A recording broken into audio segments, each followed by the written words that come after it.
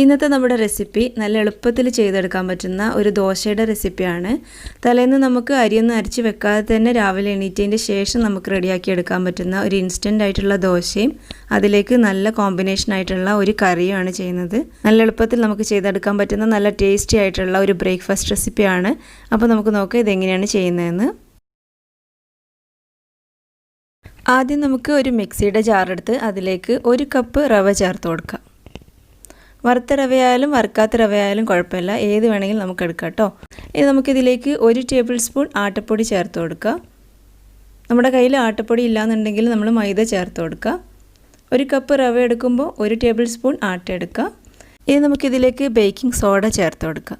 1/4 teaspoon baking soda ചേർത്ത് കൊടുക്കുക. 1/4 cup തൈര് ചേർക്കാം.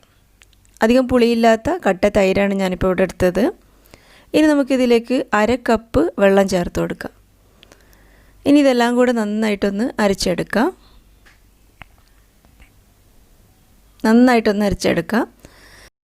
ഞാനിപ്പോൾ ഇതിവിടെ നന്നായിട്ട് അരച്ചെടുത്തിട്ടുണ്ട്.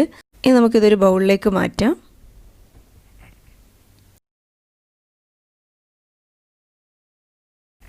ഞാൻ ഈ മിക്സിയുടെ ജാറിലേക്ക് 1/2 കപ്പ് കൂടെ വെള്ളം ഒഴിച്ചു കൊടുക്കുന്നുണ്ട്.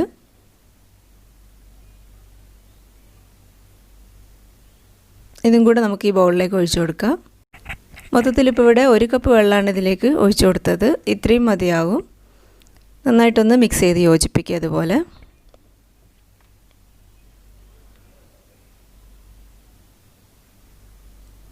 ഇപ്പോൾ ഈ ഒരു രീതിയിലാണ് ഇതിരിക്കേണ്ടത്.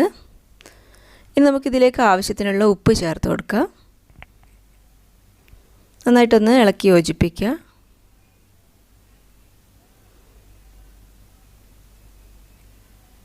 ഇനി നമുക്കിതൊരു 10 മിനിറ്റ് ഇതുപോലെ ഒന്ന് അടച്ച് വെച്ച് മാറ്റി വെക്കാം. ഈ സമയം കൊണ്ട് നമുക്കിതിലേക്ക് വേണ്ട കറി റെഡിയാക്കിയെടുക്കാം. അതിനുവേണ്ടി ഞാനിപ്പോൾ ഇവിടെ 2 ഉരുളക്കിഴങ്ങ് എടുത്തിട്ടുണ്ട്. ഇതുപോലുള്ള മീഡിയം സൈസിലുള്ള 2 ഉരുളക്കിഴങ്ങാണ് ഞാനിപ്പോൾ ഇവിടെ എടുത്തത്. ഇനി ഇതിൻ്റെ തൊലിയൊക്കെ ഇതുപോലെ ഒന്ന് കളഞ്ഞിട്ട് നമുക്ക് ഇത് ചെറിയ പീസാക്കിയിട്ടെടുക്കാം.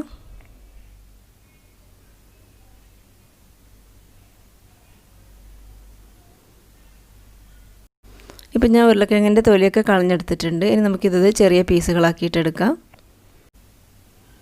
ഇതുപോലെ മുറിച്ചെടുക്കാം.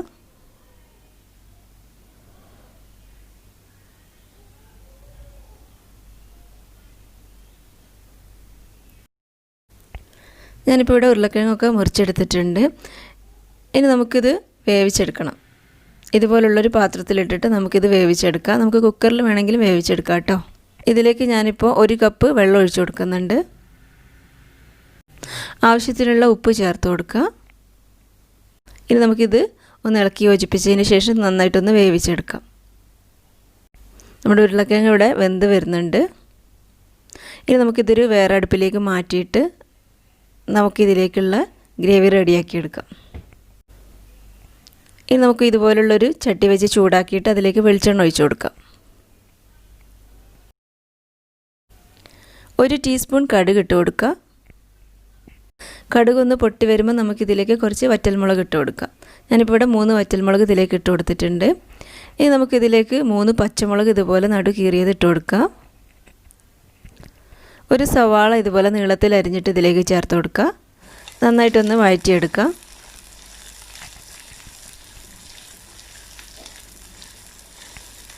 ഇതുപോലെ നന്നായിട്ടൊന്ന് വഴറ്റിയെടുക്കുക.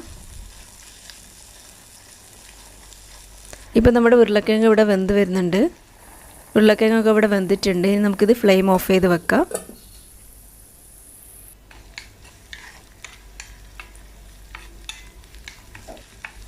ഇനി നമുക്കിതിലേക്ക് 1 ടീസ്പൂൺ മഞ്ഞൾപ്പൊടി ചേർത്ത് കൊടുക്കാം. 1 ടീസ്പൂൺ കുരുമുളക് പൊടി ചേർക്കാം. ആവശ്യത്തിനുള്ള ഉപ്പ് ചേർക്കാം. നന്നായിട്ടൊന്ന് ഇതുപോലെ ഒന്ന് വഴറ്റിയെടുക്കാം. ഇനി നമുക്കിതിലേക്ക് വേവിച്ച് വെച്ച ഉരുളക്കിഴങ്ങ് ഇതുപോലെ ഒന്ന് ഒരു ഫോർക്ക് ഉപയോഗിച്ച് ഉടച്ചതിന് ശേഷം ഇതിലേക്ക് ചേർത്ത് കൊടുക്കുക. നന്നായിട്ടൊന്ന് സ്മാഷ് ചെയ്ത് ഇതിലേക്ക് ചേർത്ത് കൊടുക്കുക.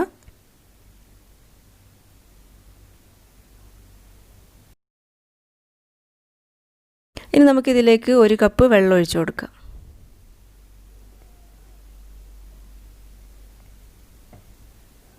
നന്നായിട്ടൊന്ന് ഇളക്കി യോജിപ്പിക്കുക. ഇപ്പം നമ്മുടെ കറിയൊക്കെ തിളച്ച് വരുന്നുണ്ട്. ഇനി നമുക്കിതിലേക്ക് കുറച്ച് മല്ലിയില ചേർത്ത് കൊടുക്കാം. ഇത് നിങ്ങൾക്ക് താല്പര്യം ഉണ്ടെങ്കിൽ മാത്രം ചേർത്ത് കൊടുത്താൽ മതി, ഇത് നിർബന്ധമൊന്നുമില്ല. ഇപ്പം നമ്മുടെ കറി ഇവിടെ റെഡി ആയിട്ടുണ്ട്. ഈ ദോശയിലേക്ക് ഈ കറി നല്ലൊരു കോമ്പിനേഷനാണ്. അപ്പം നിങ്ങളെല്ലാവരും എന്തായാലും ഒന്ന് ചെയ്ത് നോക്കാം. ഇനി നമുക്ക് ദോശ ഉണ്ടാക്കിയെടുക്കാം. ഇനി നമുക്ക് ഇതുപോലുള്ളൊരു തവ വെച്ച് ചൂടാക്കിയിട്ട് നമുക്ക് ദോശ ഉണ്ടാക്കിയെടുക്കാം. തവ ചൂടായിട്ടുണ്ടോ എന്ന് അറിയാൻ വേണ്ടി നമുക്കിതുപോലെ കുറച്ച് വെള്ളം തെളിച്ച് നോക്കാം. ഇപ്പോൾ നമ്മുടെ തവയൊക്കെ നന്നായിട്ട് ചൂടായിട്ടുണ്ട്. ഇനി നമുക്കിതിലേക്ക് മാവ് ഒഴിച്ച് കൊടുക്കാം. ഇതുപോലൊന്ന് പരത്തി കൊടുക്കാം.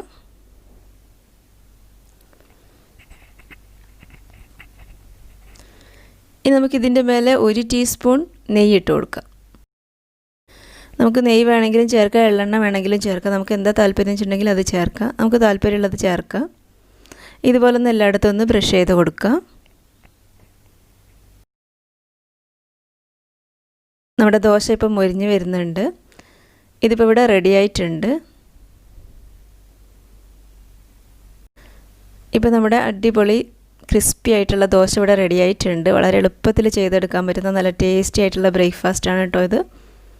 എന്തായാലും എല്ലാവരും ഒന്ന് ചെയ്ത് നോക്കുക. തീർച്ചയായും നിങ്ങൾക്ക് ഇഷ്ടപ്പെടും. എല്ലാതും ഇതുപോലെ തന്നെ ചെയ്തെടുക്കാം.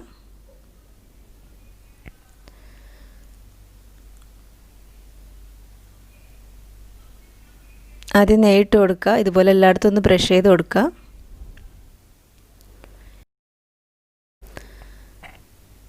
ഇപ്പം നമ്മുടെ ദോശയൊക്കെ നന്നായിട്ട് മൊരിഞ്ഞ് വന്നിട്ടുണ്ട്. ഇപ്പം നമ്മുടെ ക്രിസ്പി ആയിട്ടുള്ള നല്ല അടിപൊളി ദോശ എല്ലാം ഇവിടെ റെഡി ആയിട്ടുണ്ട്.